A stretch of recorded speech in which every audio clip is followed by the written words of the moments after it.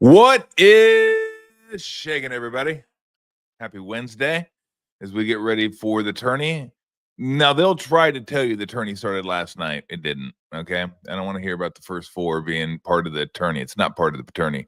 It's the garage party, as I call it. You can stay in the garage, you hang out in the garage, and if you get lucky, then you can come indoors and go to the real party. And it's not round one. It's just first four. That's it. Round one starts tomorrow. That's when the tourney starts, when you get game after game and overlapping games, and you can bounce back and forth to four different channels and watch the games. That's the beginning of the tourney. And so, although it was funny last night to watch, I mean, Alabama State, what an ending, huh? I mean, what a heartbreak. Just doink, doink, doink right in your lap and lay it up, and you win by 2. St. Francis is thinking, oh my goodness, you got to be kidding me. I didn't watch a lot of that game, but I saw they led for most of it. And then to lose one like that, what a gut punch. And then for those people, it's funny to me because people were belly aching that North Carolina was in and West Virginia wasn't. And then West Virginia or North Carolina wins by 40. And people were saying, see, they belonged in. That's not the way it works. And then just because you win a game I always hated that argument. They win, and then people say, oh, see, they belonged in. That's not necessarily true. Or if they lose, see, they didn't belong. That's not necessarily true either. So the hand wringing over like the last couple seeds in the tournament that just barely get in. I know it's a lot of money, but it cracks me up. And now what is it? The West Virginia governor is suing the NCAA or something. I mean, you want to talk about grandstanding. I have to look, make sure it could be a senator, governor, but I thought it was the governor. But come on, really? You're going to sue the NCAA because you didn't get in? Really? You're like 19 and 13. Win a few more games, then cry about not getting in. I just that argument, like who got snubbed, who didn't get snubbed, who belonged in, like who cares? Win a couple more games. Get yourself comfortably in. Don't be on the bubble. If you're one of the first four out, first four in, whatever, okay, you had an okay season, especially if you're from a major conference. I never got that. They're not winning a championship anyway, so whatever. I care less. Good luck with your suit, though. I'm sure that'll work out in your favor. Dodgers go to 2-0. I wanted to ask this.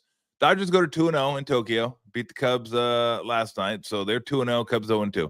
Will the Dodgers ever relinquish first place in the West this year? They're 2 games up on everybody.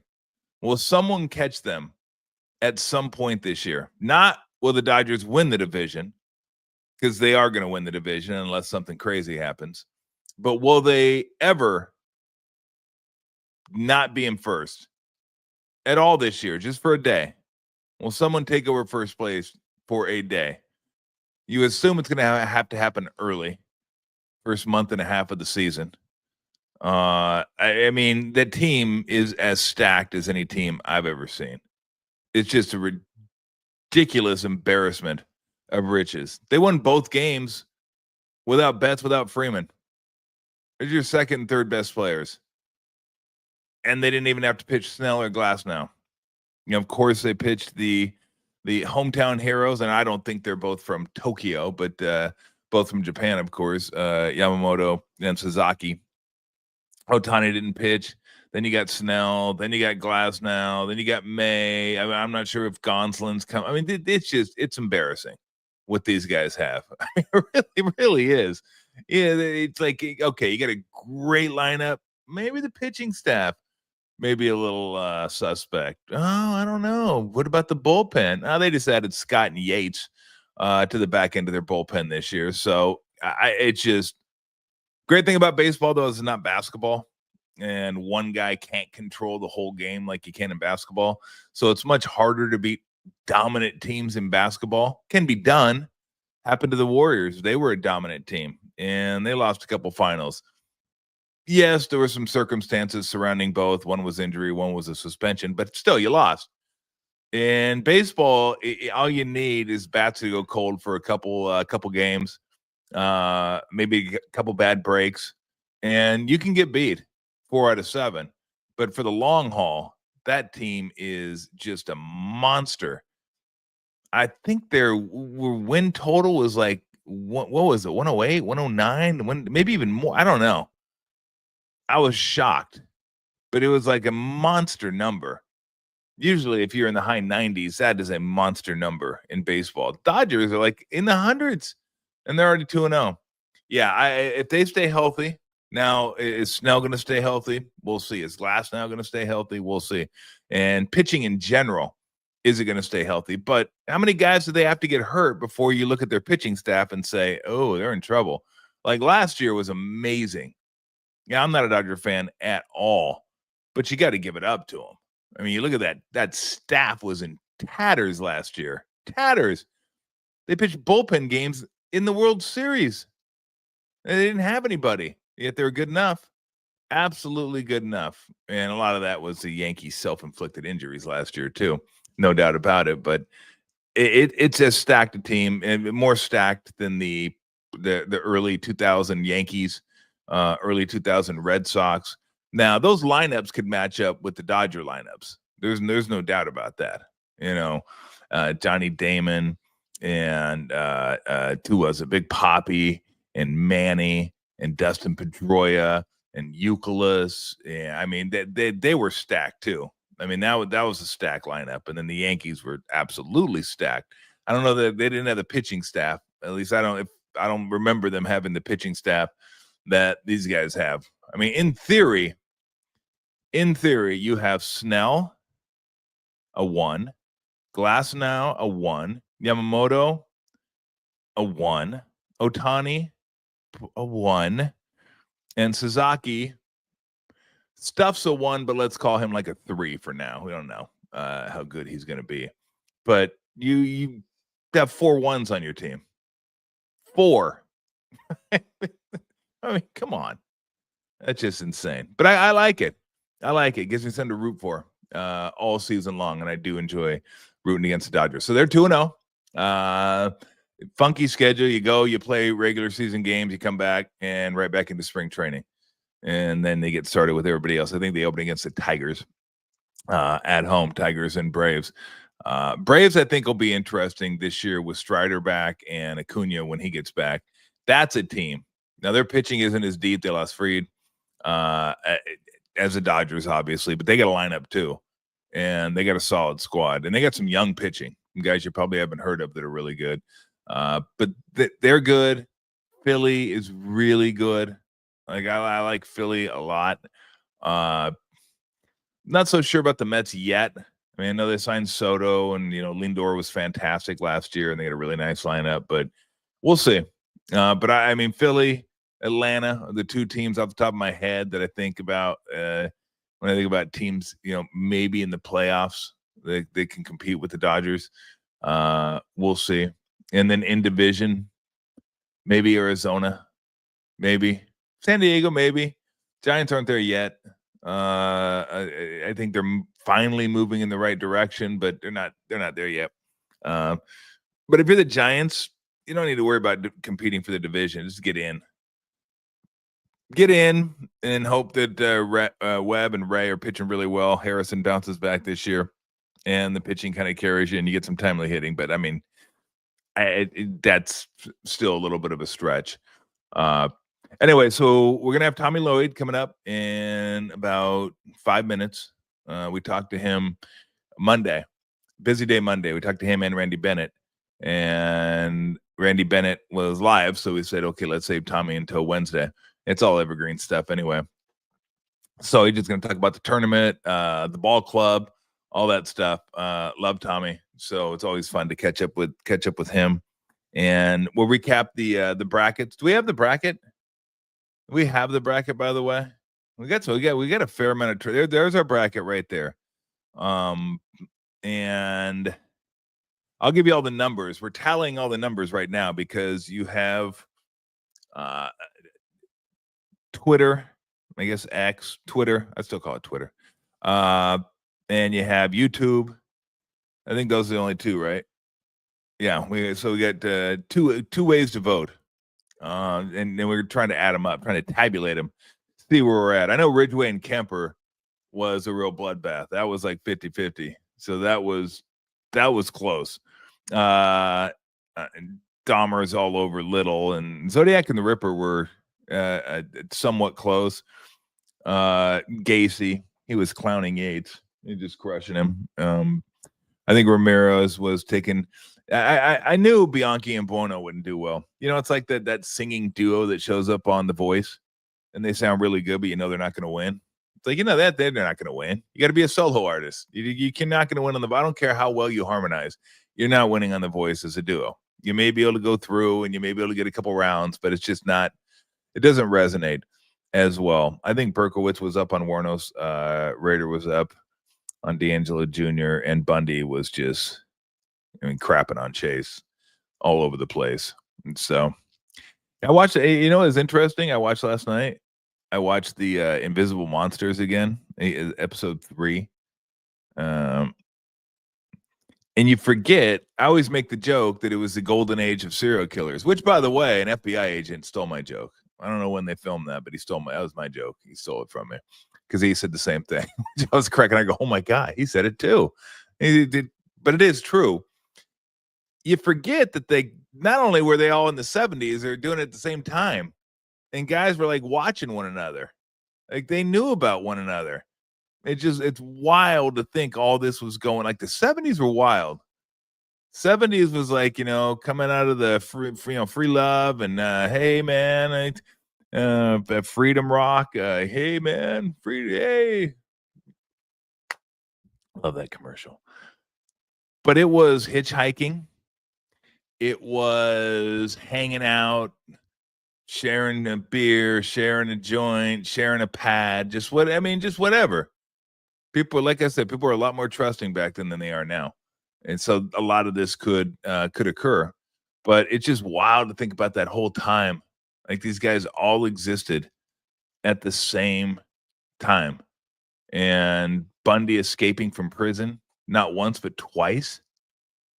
How great is that? The Aspen police arrested him. I mean, it's like suspicion of kidnapping, murder, all that stuff, right? And they let him use their law office because the courthouse was the de facto jailhouse. And they let him use the law library. No handcuffs, no supervision. Can you even imagine that today? Hey, can we trust you? I'm good. You sure? Good. Okay. We'll be back in a little bit. Go ahead and help yourself to our law library. So sure enough, he was in the law library, and the security guard that was standing outside the door went for a smoke break, and he just jumped out the window. Think about that. Jumped out the window. Murder suspect, kidnapping suspect. Yeah, I'm just going to jump out the window. And then they caught him 7 days later and put him in supposedly a more secure prison. And he climbed up a crawl space. He was losing weight for that particular reason because it was a small crawl space and he had to lose weight to fit through it. So he fit through the crawl space, and above the prison was where the jailer stayed. So he crawled up into the dude's apartment, took off again. It's just wild. I mean, you know how our society is now. Like that would never happen, ever happen. Yet it was just a different time, different era in the 70s. It really was. And then you get BTK, Dennis Rader, who wasn't getting the media coverage that Bundy was getting, and was upset. Was upset that he wasn't getting the media coverage. He actually wrote to the paper in Wichita, how many more people do I have to kill to get in the paper? And the immediate thing I thought of when I saw that is he's just not doing it for the right reasons. He's in it for the glory. And you can't be in it. You're an actor, you're an athlete. You can't be in it for the fame. You got to be in it for the right reasons. And he's the one that's still alive, who I can't believe still alive, should be dead. But all these guys should be dead. I think most of them are, actually. But again, Invisible Monsters, you want to check it out. It's pretty dark, pretty wild, but pretty informative. And the craziest thing is the 70s. Like, damn, 70s. damn. Like there's parts of the 70s I like. As Jay Billis said yesterday, we were free range kids. We just went out and played and came back whenever. You don't do that anymore. I kind of miss those days. But there's a lot about the 70s. You're just thinking, what were we thinking? What could we possibly be thinking? And then you realize, oh yeah, you go back to the 50s. Oh, what the hell were we doing?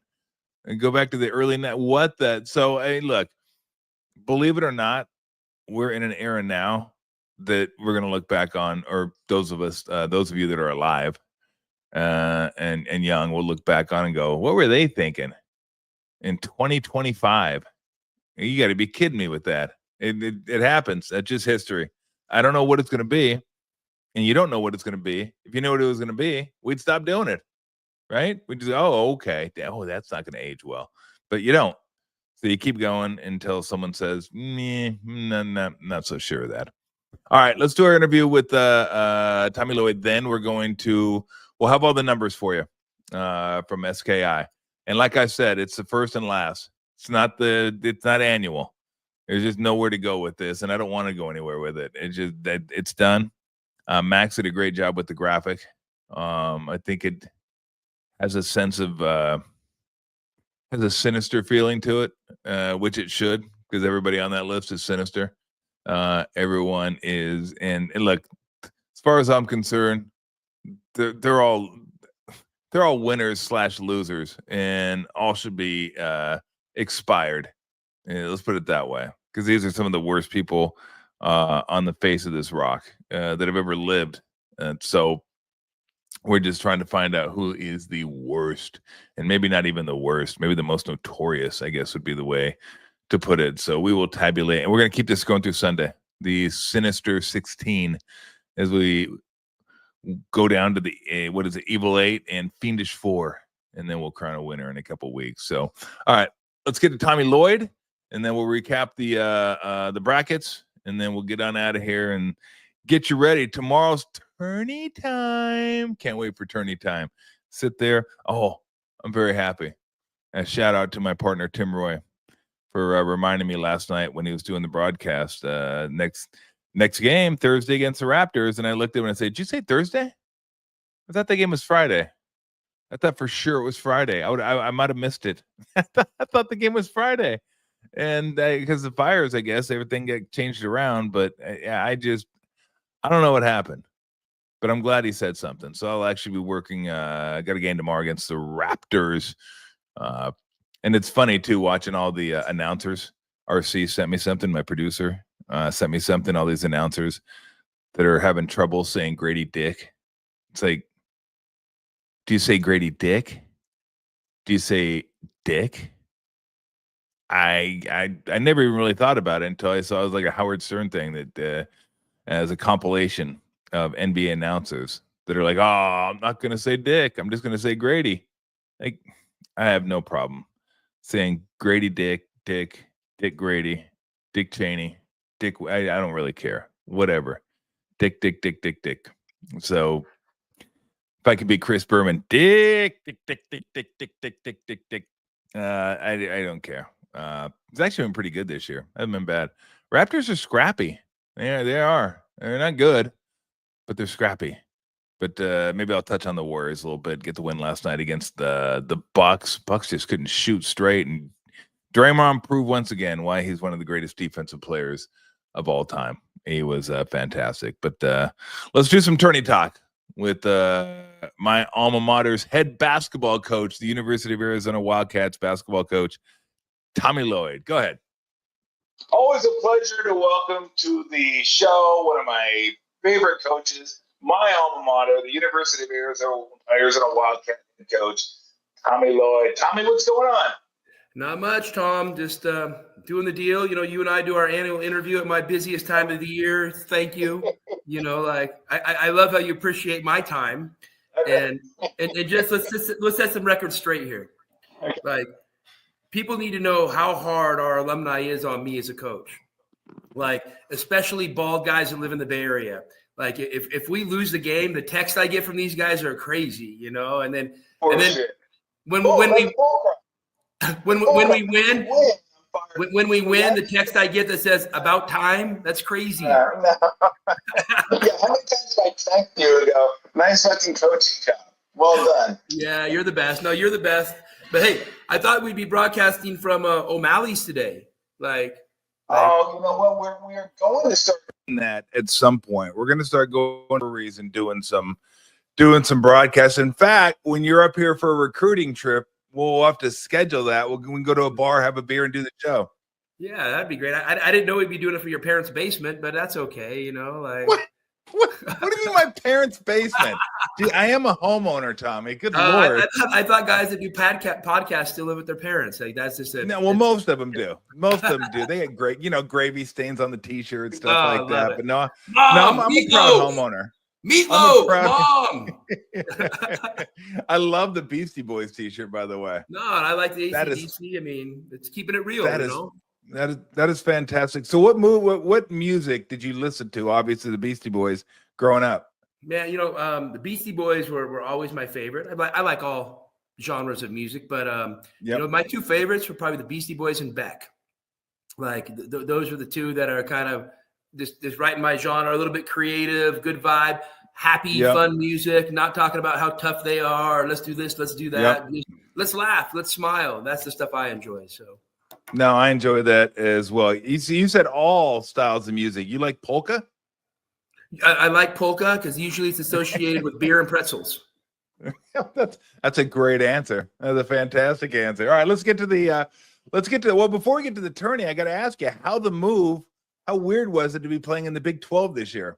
Well, obviously it's different, but it was awesome. I mean, just from a coaching and a competitor standpoint, I'm telling you, every day was like, here we go. You know what I mean? At Kansas State, they're down, but they won 3 games in a row, and you go there, and they got dudes, and they got fans, and it's cold, but they're all out there. They're all excited, and so we just, obviously we just finished the Big 12 tournament, and disappointed we didn't win it. But, hats off to Houston.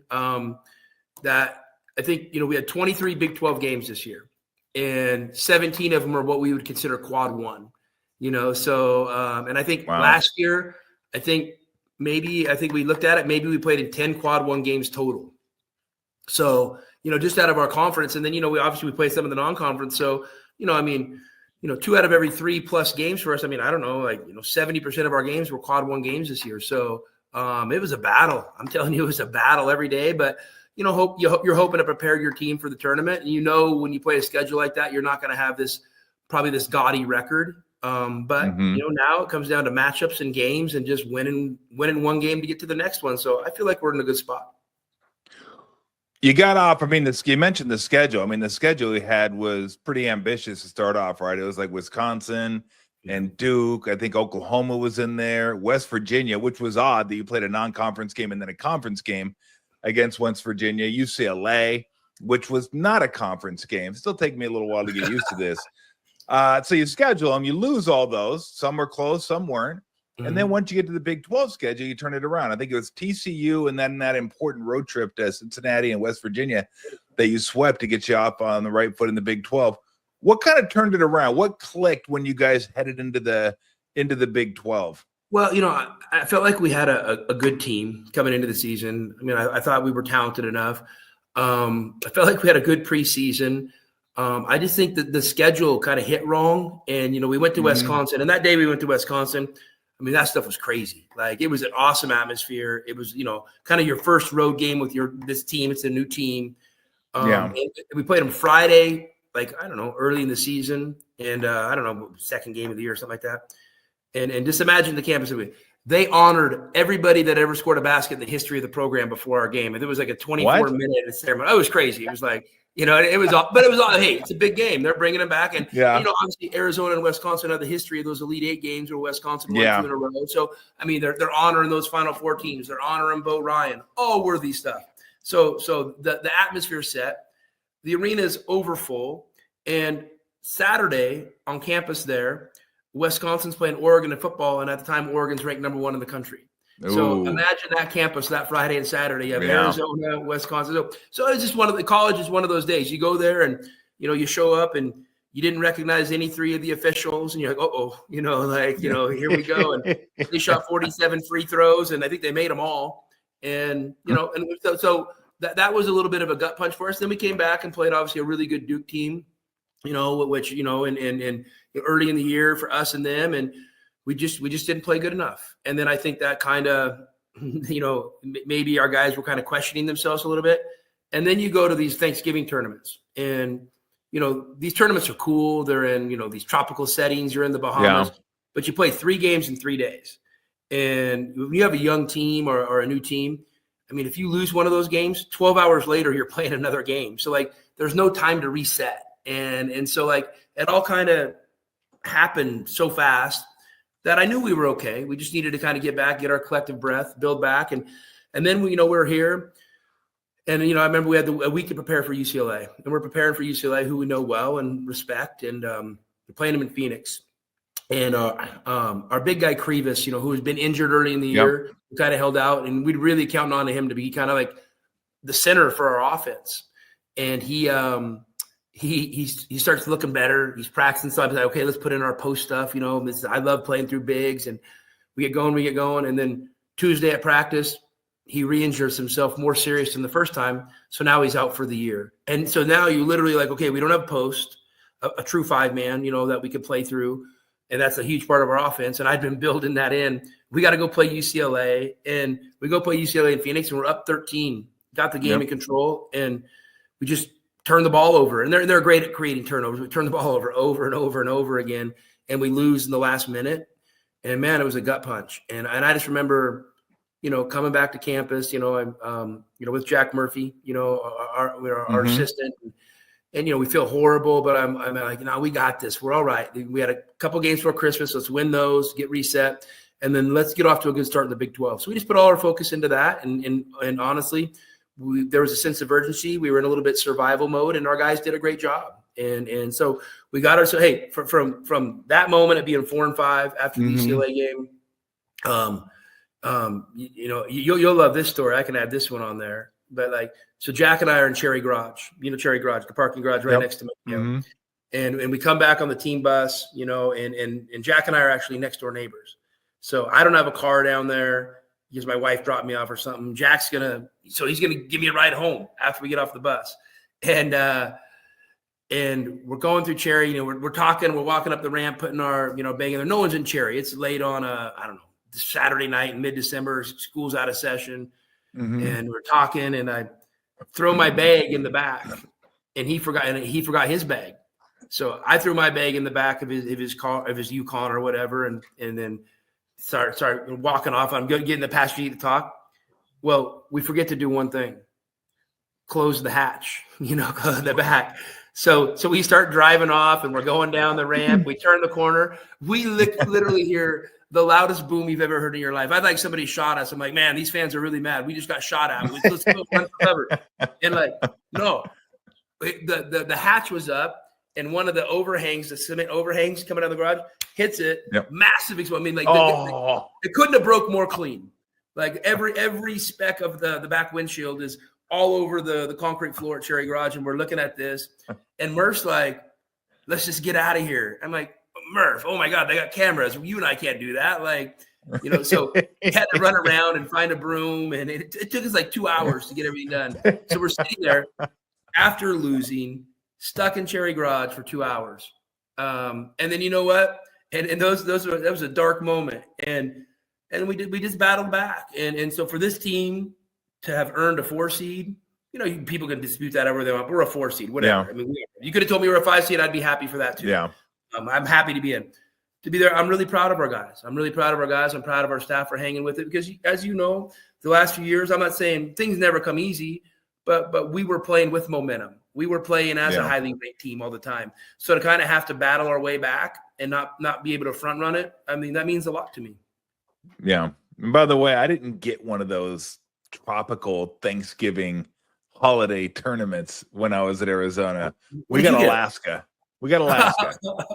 Hey, right now you look like you're more fit for Alaska than Maui. I'm just gonna say that. Well, I got shorts on too. I'm more Maui. Well, when you're bald, Tom, you don't have any hair. right? Yeah, You I got to know. cover up a little That's bit. what You bald try, means, no hair, you you, know. you, Like, you try, thank you. I appreciate that. See, Arizona's rubbing off on you too. I appreciate it.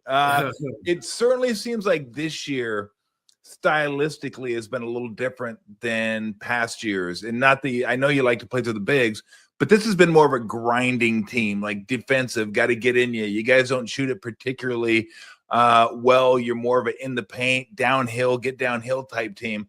Has it been a little different this year? yeah, I mean, listen, you have to adapt to your team, and we have Yep. some good defenders. I think we've had days we've been like elite defensive. We've had other days where like probably haven't been as good as we could be, whether it's scheme or execution. So that's something we always, we can't just take it for granted. But when we're right, we're a good defensive team. And then offensively, obviously we still want to play with pace, and it's not me to slow it down and hold the ball. But Yeah. I've always had such comfort in being able to run your action. It could be one or two ball screens, a ball screen, a ball swing or two. And then if we don't have anything, pop it into a post on his most comfortable block and then play through him one-on-one, or he draws a double team and cuts and all that stuff. To me, that's just, when you have 30 seconds on the shot clock, it's a little different than 24. I mean, that's, you have time for almost two more actions. So I've always valued to be able to throw the ball in the paint, and we're just not as good at it this year. So we've had to adapt. We're playing more 5 out, more, I would say open floor type stuff. And yeah, no, it's been interesting, but it's been fun. I'm excited for the growth we've made at it. I mean, I think we're still a good offensive team. Yeah. But what I'm looking forward to really is the future years of being able to combine some of the things we did this year with some of the things we've been comfortable with in the past when the personnel's right. And I think it'll be a really unique, effective package. Talk about the step Henry Vasar's made this year, because Krivas goes down. You need a post guy, and he's just gotten better and better and better the more he's played. Talk about his growth and how important he's been for the team this year. He's been awesome, and it's an awesome story of college basketball that's kind of forgotten. Like, he came here. This is his third year, so 2 years ago. He was a big time recruit coming out of Europe, and I honestly was counting on him to be a major part of our rotation that first year, and kind of our backup 5 and 4, and kind of running a 3-post rotation, and he's playing 20 some minutes a game, and he came and we tried. It just wasn't working, and he was losing confidence because he wasn't strong enough. He wasn't quite ready. So I just remember pulling him in my office late that year and said, "Hey, Henry, this is going to be something a coach has probably never told you before, but I'm not going to play you anymore." And he, you know what? He was okay with it because he was almost in a downward spiral. It was like we were trying, but we were getting negative returns, It was like, so I was like, "Hey, here's the deal. Take a break, come to practice, do your workouts, do weights, but you don't have any game pressure for a little bit. And here's what I want you to do. When you're ready to play, you come back in my office and tell me, Coach, I'm ready. And then we'll go back to our normal rotation. But until you're ready, I want you, because here's the deal. But ready means you're able to deal with failure and struggle. It's not going to knock you off your path. It's not going to crush you, because he was literally like deflated. So, I think you got to be honest with players like that sometimes. And so he took it. And I remember we're getting to the end of the season, and Murph, I went into his office like, "Murph, like, we're starting the Pac-12 tournament. Henry still hasn't come in my office. He needs to come tell me he's ready to play, because like it's tournament time. Let's go." And so Murph gets on Henry. Henry comes in there, "Coach, I'm ready to play." He wasn't really ready. And so we went through the first year, it didn't work. Second year, he comes back. He's getting better. He's made that freshman to sophomore jump. We have some good depth. We still have Ballo. We have this Krivas kid here. We have Keyshawn Johnson. We have Pella Larson, who I could play as a small ball 4. I mean, we have other good players. And, but I was going to play him because he'd earned the opportunity. And craziest of all things, this would only happen to you. Maybe, someone crazy like you. You've been to our golf tournament. You were actually our celebrity at the golf tournament a few years ago. Yeah. Well, so we do it this year, or 2 years ago. We do it. We're out at Dove Mountain, one of those country clubs up there in Marana. And he and one of our players are driving in a golf cart and literally tip it over. Like, they tip over the golf cart at this deal. There are people, and he was holding the outside, and he came over in the roof of when they rolled it over, the roof of the golf cart hit him right perfectly in the elbow right there. We thought he busted his arm. He's there, like you could totally see. I mean, ambulance, whole thing there. Actually, it was just a complete clean dislocation, but it took him like 8 weeks to kind of recover from. And by this time, it was like, it was like, I don't know, January-ish. And I'm like, hey, Henry, like our team's rolling, this might be a sign, and he was like, Coach, I'm okay. So he redshirts and then comes back this year. And, we still have some depth, but then an injury happens. So he gets more of an opportunity. So what I'm saying, it's a great story about college basketball because he waited and he went through the struggle and he earned his way. And now he's built an amazing foundation, and there's another big jump to be had with him, coming soon, I think. That is, I always knew I liked you, but that is so cool. You let your players drink during the golf tournaments. That is awesome. That's not true. That's not true. Former players are encouraged. Former players are encouraged. Current players are not allowed. I don't think I've ever tipped a golf. Although I have ran a golf cart into a bridge, and yes, I probably did have a few too many beers, but I split the bridge. But boom, just T-boned it. It was a golf game wasn't good that day. So let me get. I want to get your thoughts on obviously the Zips and how this game is going to be played. I mean, I know you guys love to play up and down. From what I've read of them, I think I only saw maybe half of one of their games earlier this year. They like to get up and down. Is that kind of what you anticipate, kind of an up and down matchup? For sure. I mean, based off the stats. But to be honest with you, I mean, it's Monday morning. We don't play till Friday. I'm literally finishing up watching because I want to rewatch all three of our games for the Big 12 just so I can see where we're at. So I'm I think I have like 10 minutes to go in a game before you interrupted me. And now I'm gonna I just get cracked right and left. I'm about to give you a red card here. I'm gonna give you a red sheet. I like See that right there. Let's go. That's my pass. Okay.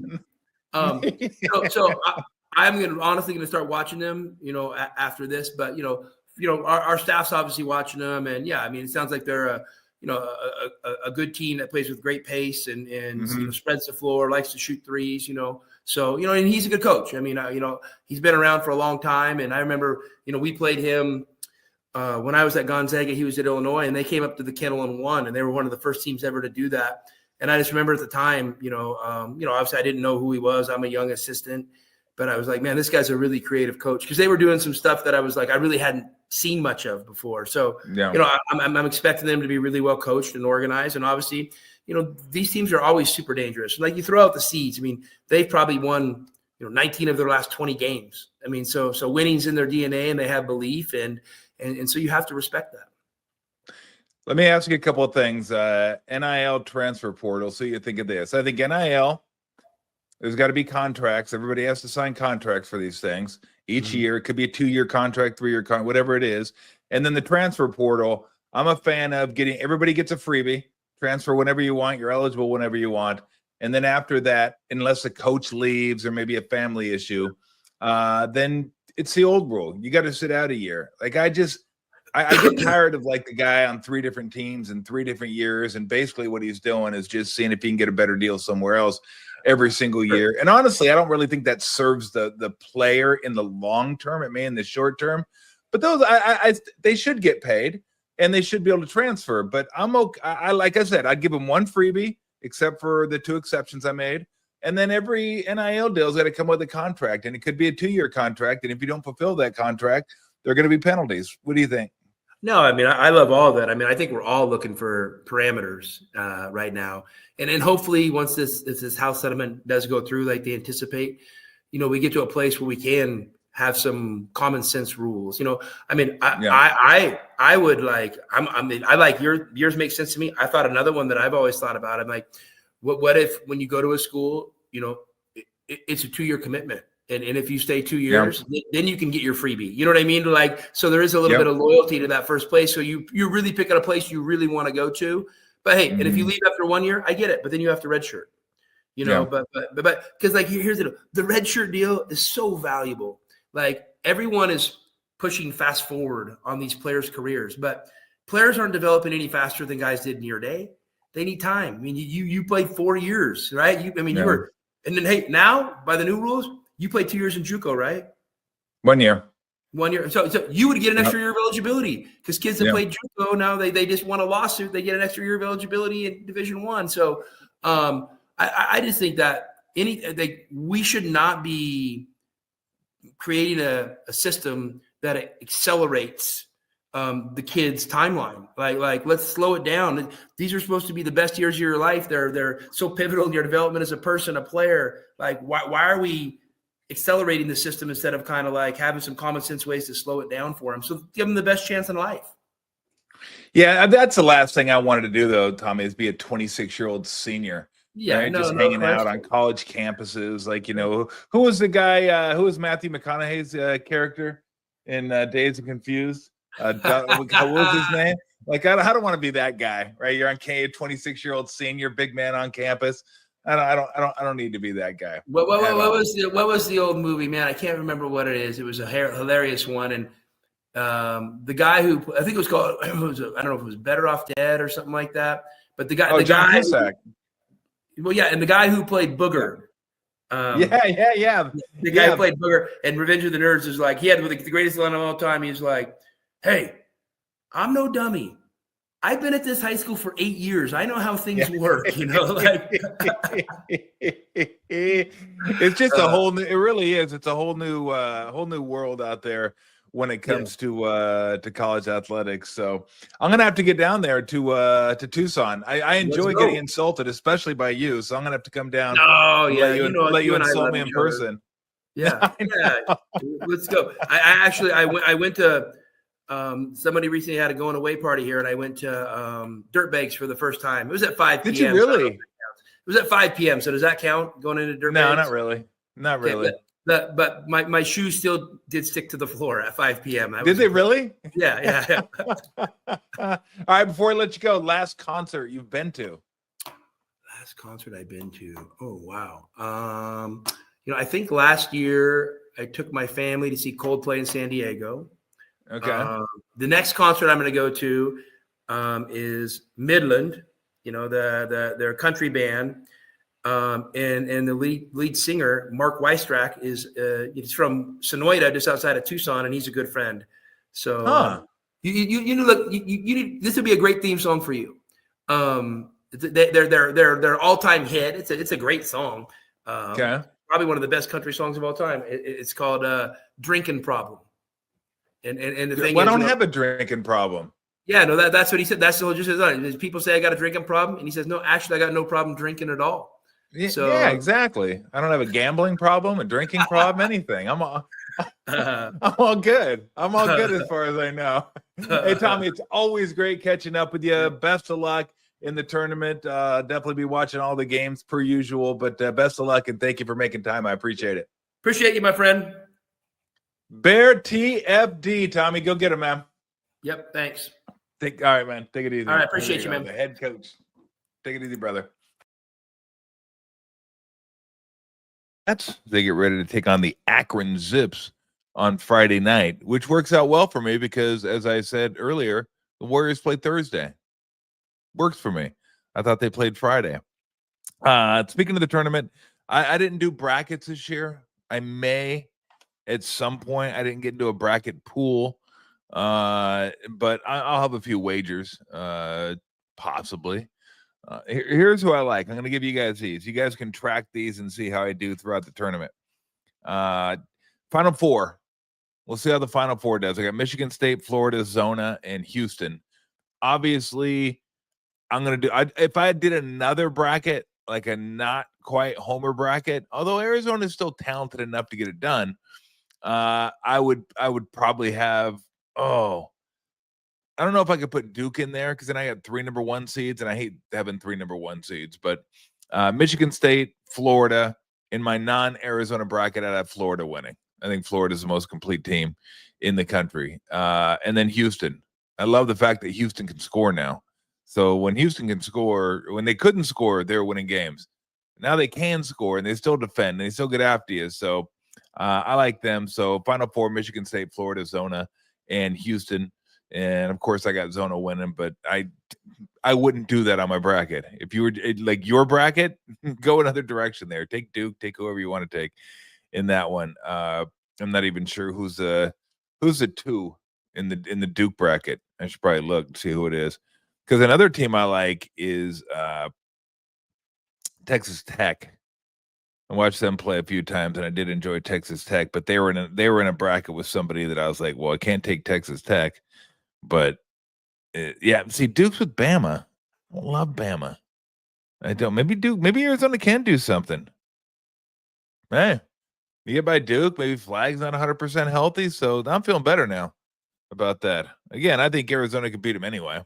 It takes some doing. They got thumped by Duke earlier this year. But you guys keep track of these. We'll keep track of these and see how I do.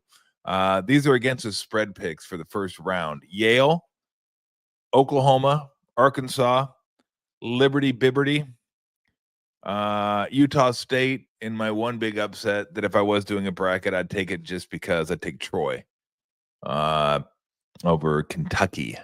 So Troy, Utah State, Liberty, Arkansas, Oklahoma, Yale, possibly High Point, but I'm not sure. I'm not sure on that one yet. I have to take a look at that one. So you could use that if you want. If you don't, trust me, I probably wouldn't.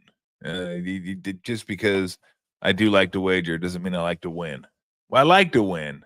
It just doesn't happen as much as I'd like it to happen. So we got the tournament. Let me touch on the Warrior game real quick last night because I thought that was a huge win for the Warriors coming off the bad loss to Denver, a depleted Denver team. Is interesting. I talked about that yesterday. Bad loss to Denver. Minnesota had a chance to pick up a game in the Warriors. They had an even worse loss at home against an even more depleted Pacer team. So they rebounded very nicely last night, did the Warriors. No Steph Curry last night. Bucks coming in on rest, and they just shut them down. They shut their water off. I mean, none of those guys could get going. Now, they missed some shots that they might normally make. Damian Lillard had an off night. And then Draymond did a great job on Giannis.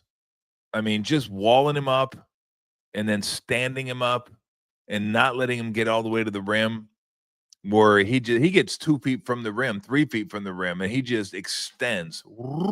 He unfurls. It's just so long. But it never let him get to that point. Never let him get there. So it was a hell of a job by Draymond. And for those that are wondering why he's elite defensively, if you're still wondering that, not only is he one of the greatest off-ball defenders I've ever seen, on the ball, he ain't too bad either, especially against guys who try to take advantage of his lack of height. Don't let the 6'6" frame fool you. That guy is tough to post up on. He's tough to get inside on. He just understands what he's doing, how to do it. Where to pick up Giannis, how to pick up Giannis, close that space. Don't let Giannis eat it up. You eat it up. And I just thought it was a fantastic defensive performance last night. And that was a nice win because now if you could beat Toronto on Thursday, we've established that Thursday is the game. Then you have a nice 6-1 homestand and kind of solidify your spot because the Clippers had a nice win last night against the Cavs. That game was wild. Score at the end of 45-37. At the end of not one half, one quarter. I think it was 73-69 at halftime. Cavaliers were winning, and then the Clippers got them in the second half. So Clippers are kind of staying in there too, and when they get Powell back, they're going to be dangerous. So it's going to be a fight. The fight for 6 is real. Now you're starting to get a little bit too far away, I think, from Houston and Memphis, and the Lakers are like 3 games back. Houston, you got the tiebreaker on. So Houston's nice. So that is a bonus. Memphis, they have the tiebreaker on 2. Memphis is in Portland tonight. Lakers, they do not have the tiebreaker on. And I don't think that they don't have the tiebreaker on Denver either.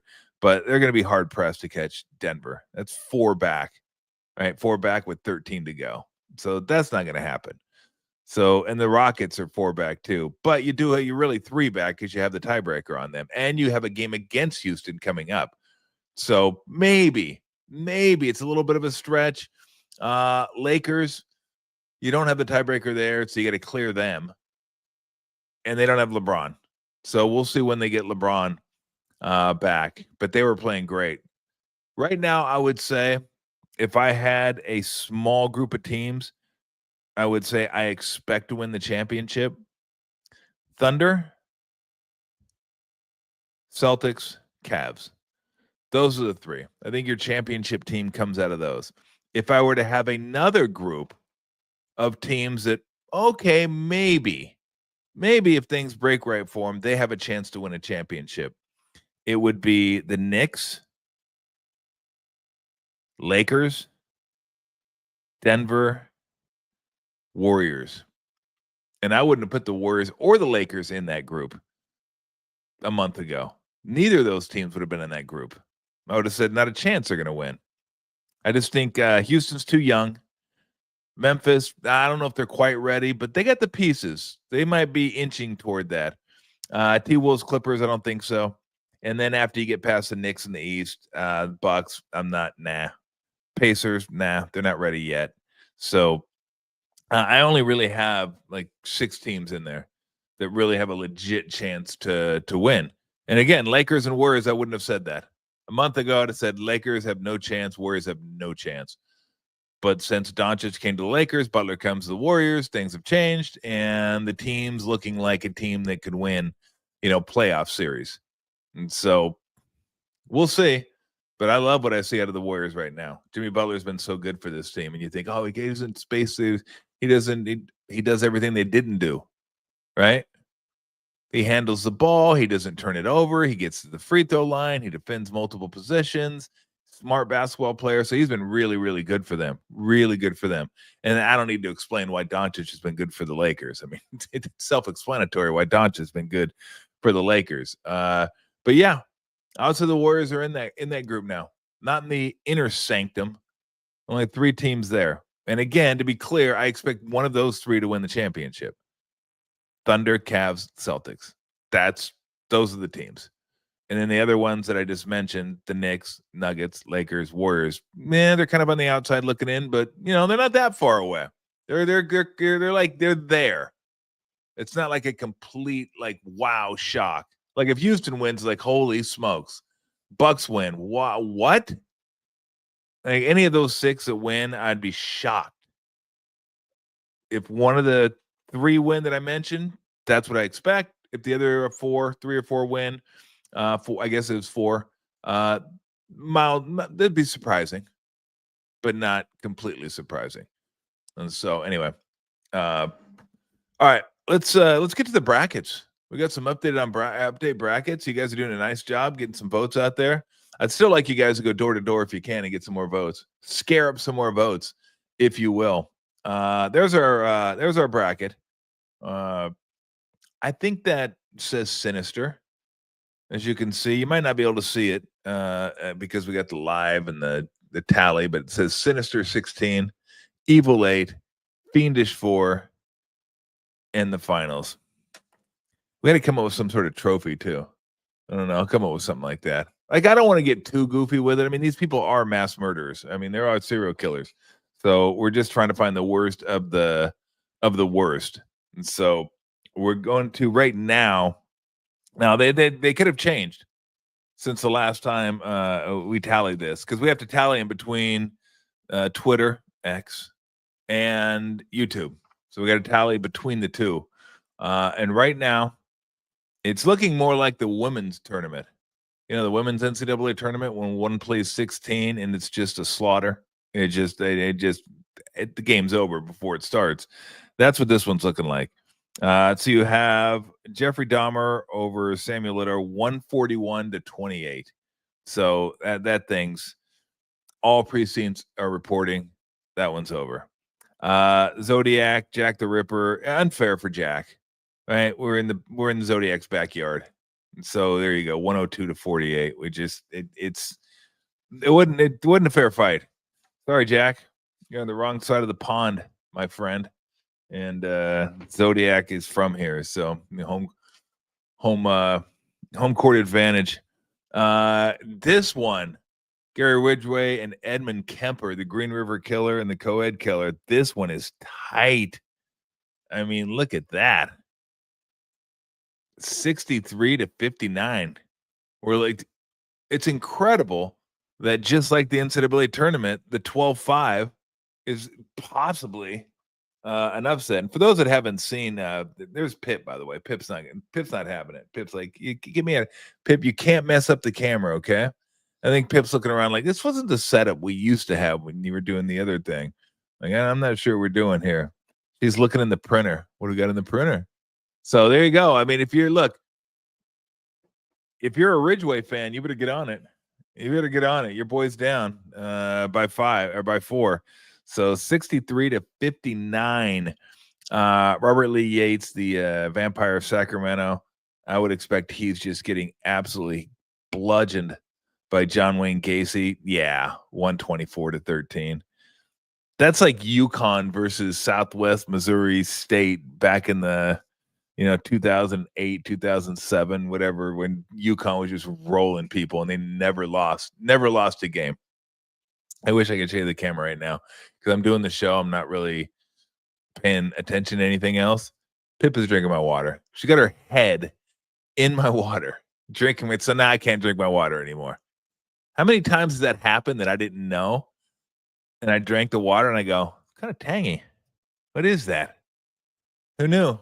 It was mixed with cat tongue. Oh. I mean, seriously.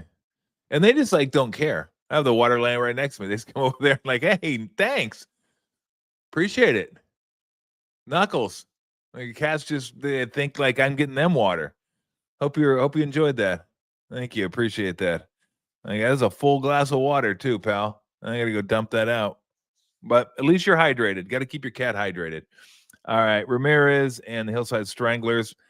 I'm guessing this one's going to be a runaway too. Yeah, 98-19. Richard Ramirez, Mr. Pentagram. Kind of figured that one was coming. I think name value travels here.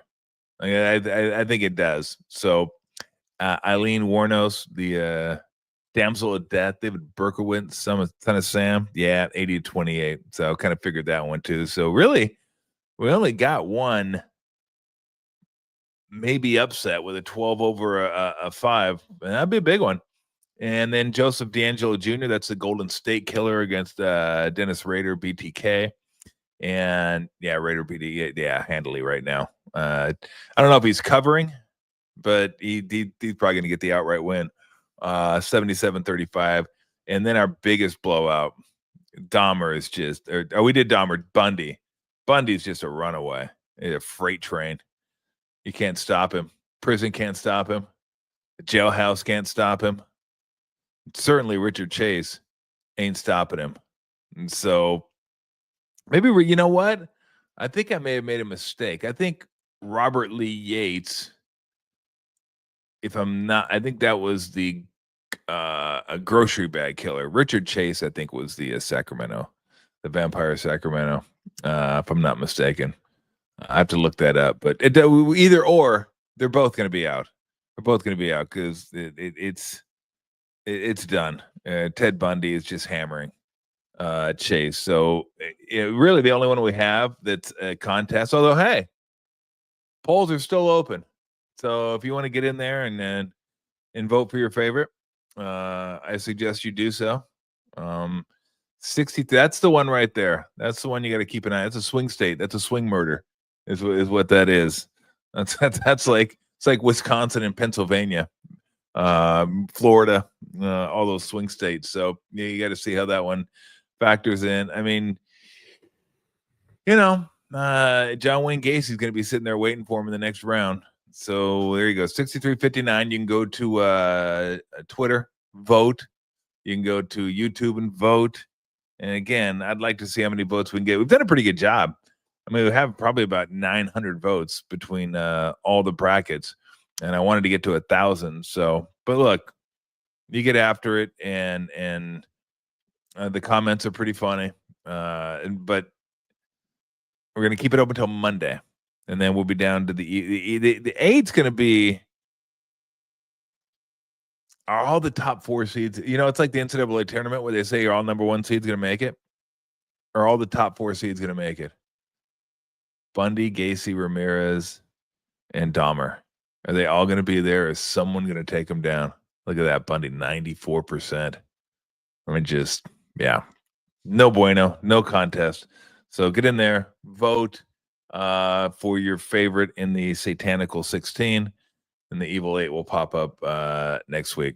All right, we're gonna get on out of here. Hope everybody enjoys the games. We wanted to do the show Monday, Tuesday, Wednesday this week because, well, one, I wanted to watch the games. I told you guys that I love watching the tournament, and I love watching sports. So I want to sit back and have a couple beers, like I'm sure many of you are going to have some beers and watch the games. And it was the only time we could get the coaches because the coaches got to travel, got to get their team ready.